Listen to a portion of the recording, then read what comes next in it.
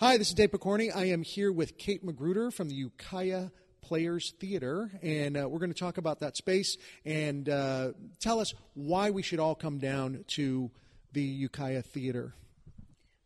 Well, right now, I should tell you. Yeah, tell me what is going to draw us all in there.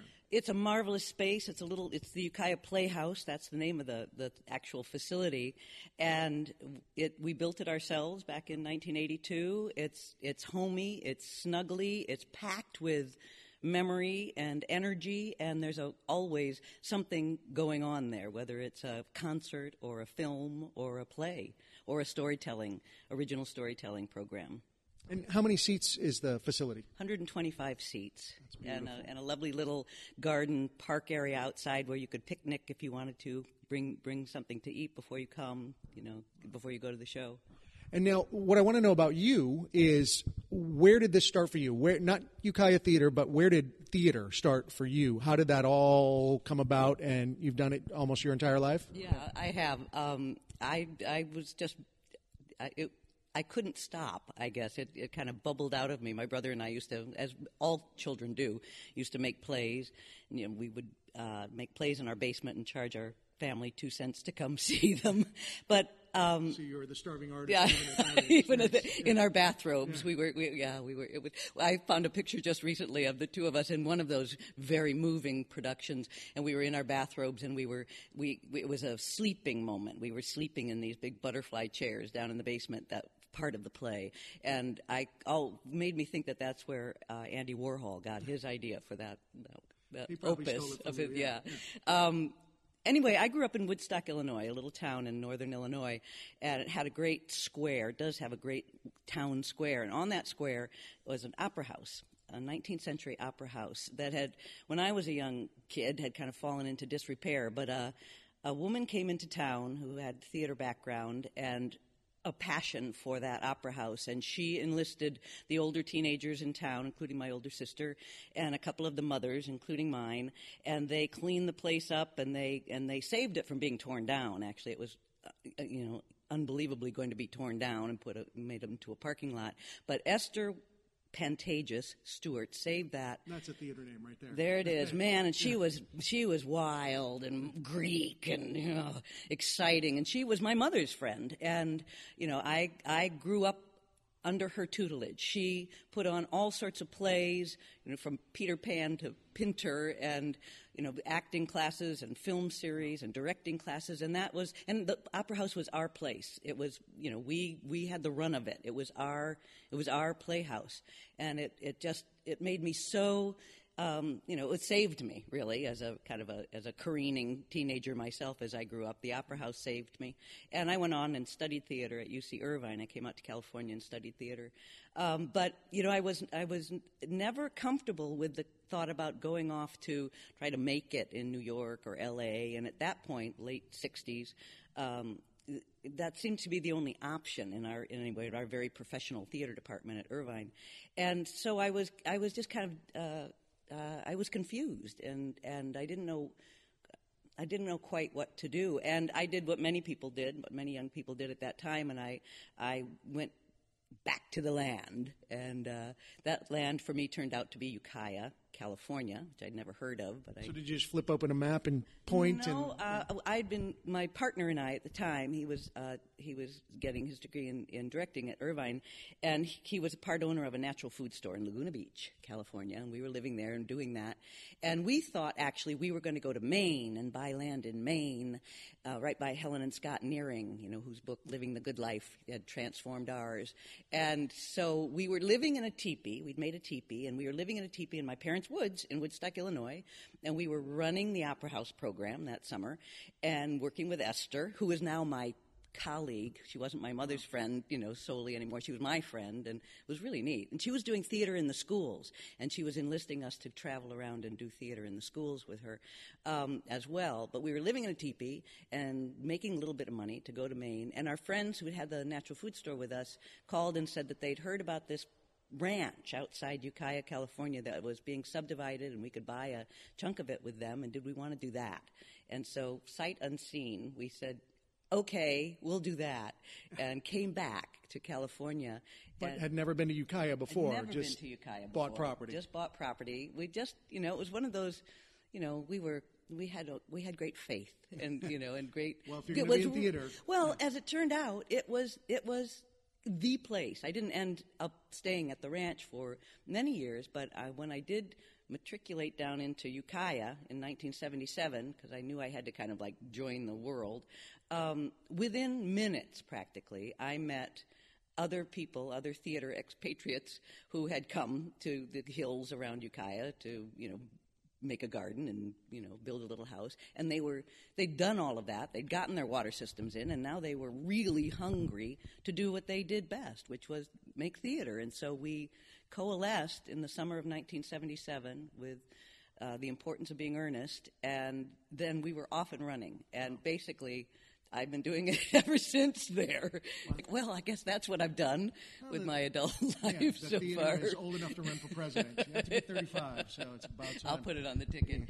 Now, the other question about the theater there is: are you solely the artistic director? Are you acting there? Are you producing? What is your hat that you wear most, and what is your favorite hat?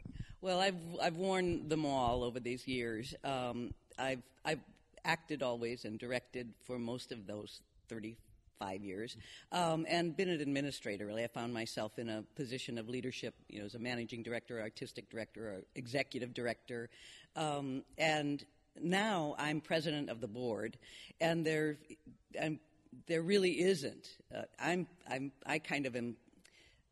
I stepped away from the theater for a few years, in the last few years, to take care of some personal stuff, and because I was really interested in following the creative path of helping people tell stories from their lives, and finding a way of using story to really illuminate and excite people about their lives and where they were living, basically, in this area. I wanted people to pay attention to where we were living, because I could see Ukiah was going through some pressure for big development, and there was this sense that we had better pay attention to what we love about this place, or we may lose it. It may be changed for us. And so I saw story. Once it's changed like that, it doesn't go back. I saw story as a way of helping people look at their lives and see what they valued and understand what other people valued, and begin to talk, with kind of compassionate, respectful way to each other, instead of yelling at each other across a board of supervisors meeting, something like that. Yeah, exactly. So I stepped away, and the theater just, it's been hard economic times anyway, and so it's just been difficult to kind of keep it going on a strong, even course. So I was asked to come back and direct Streetcar Named Desire last year. I began to hear in my own head this little voice that said, you know what you do, Kate? You do theater. That's who you are. And if you want to do theater again, and I'd begun feeling that I did, but I didn't quite know where or how, and the little voice said, you have to ignite your pilot light. You have to step back into the river. And if you do that, then other opportunities will open up that you can't even imagine, that will serve you, that your creative source. And so I said, here, I'm being offered this chance to direct Streetcar. I love the play. We did it ourselves we already did it in 1987. I got to play Blanche then. And so the thought of directing it, I liked that. I loved the play. I loved Tennessee Williams. So I did it, and I loved the experience. It was exhilarating. I was able to grab a wonderful cast and design crew, and it did exactly what it should have done. It did. Yeah. And then there I was, kind of in the throes of it, with wonderful people and some new people, which was really fun. It's good to have the new energy too. New people were really important, because I couldn't have done it by myself. So that's really a big message, is that we're always looking for new people, new artists, new in theater tech and design and and acting and administration, everything, which is ushers, everything. Absolutely, wanting people there to play with us, really wanting to introduce people to the extraordinary sense of purpose and delight in creating together, collectively, with people with kind of a collective vision, and loving it and loving the people you're working with. I wanted to ask you about your time at Mendocino College. I taught at Mendocino College for 8 years. I was an acting teacher there and an oral interp, and I directed for Mendocino College as a part-time teacher. And then they hired Reed Edelman when they were opened up finally a full-time theater position, who came from the Bay Area, wonderful, wonderful fellow and a great colleague. And so ever since then, it's been even more easy for Ukiah players and the college to collaborate on projects, and we always make sure that we know what the other organization is doing, and we right, and we work with each other. Sometimes I'll direct for Reed, or he'll direct for me, or we'll certainly we have the same pool of actors, and we share resources. So it's a happy relationship. And do you ever get to do guest speaking there or anything like that? I've done special projects there, but I'm. He hasn't asked me to do guest speaking. He will now. Yeah, he will now. So, and you know why he will is because he's going to hear about this storytelling thing that you have going over there. Tell us about the storytelling over at Ukiah Theater. Well, I started in 1994 a project called Telling the Truth in a Small Town, because I was just intrigued by the thought that we didn't really know each other very well, and once we did get to know each other and kind of the inside scoop on people, or the really important, significant stuff about what's happened to people, then there was this great tenderness that developed between people. And so I started that program and began to help people look at their lives and look at something that they wanted to expand into a small narrative piece that they would perform then, just kind of really simply on the stage at the Playhouse. And that became one of our most popular programs. People just loved not only the telling it, but the listening. And I could just see in the audience little thought balloons going on above people thinking, what would I say? So how do people get involved in the storytelling? Do you choose people from the community? Do they come to you? Is there a pool of storytellers that you just choose from? Where do these people come from? Well, they come from all of that. But right now, Laura Hamburg, my colleague, and I in the Ukiah Story Project are going to be offering a workshop through the Grace Hudson Museum in Ukiah June 5th, Sunday, June 5th. And we're going to be helping people write and then record short stories about why they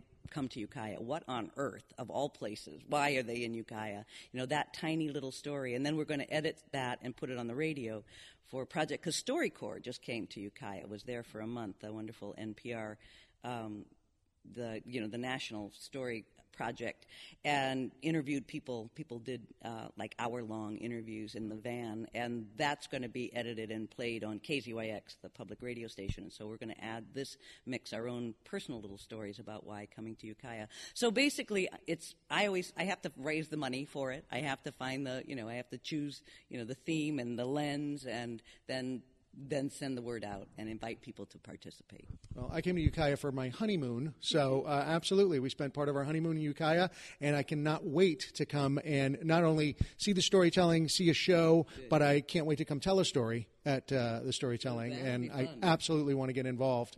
So, thanks for joining us. I'm Dave Pokorny. I've been here with Kate Magruder from Ukiah Players Theater, and I can't wait for all of you to join us down there at the theater. Thanks.